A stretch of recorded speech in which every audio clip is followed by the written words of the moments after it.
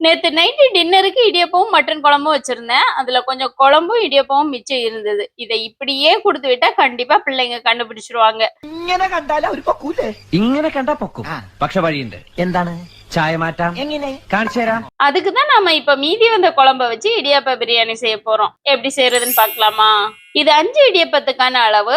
ஒரு பேன்ல 4 table spoon அளவுக்கு oil விட்டு 1/2 டீஸ்பூன் கரம் மசாலா, ஒரே ஒரு வெங்காயம் சாப் பண்ணி சேர்த்து வதக்கிக்கோங்க.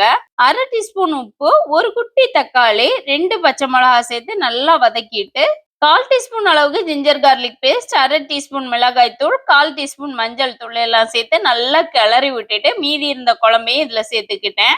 இதை நல்லா மிக்ஸ் பண்ணி விட்டுட்டு ஒரு கையளவு மல்லி இலை, 2 முட்டை சேர்த்து நல்லா கலந்து விட்டுக்கோங்க. முட்டை நல்லா வெந்ததுக்கு அப்புறமா இடியப்பத்தை இதுல சேர்த்து நல்லா மிக்ஸ் பண்ணி விட்டுட்டு ஸ்டவ் ஆஃப் பண்ணிட்டு மேல கொஞ்சமா நெய் விட்டு மூடி வச்சு 2 நிமிஷத்துக்கு அப்புறம் எடுத்தா இடியப்ப பிரியாணி ரெடி. இப்ப புதிய டிஷ்ஷும் ஆச்சு, ஈஸியா வேலையும் முடிஞ்சாச்சு. இடியப்பம் மேல நம்ம குழம்பு ஊத்தி கொடுத்து விடும்போது ஸ்கூல்ல போய் அவங்க எடுக்கும்போது கொல கொலன்னு இருக்குங்கிறாங்க.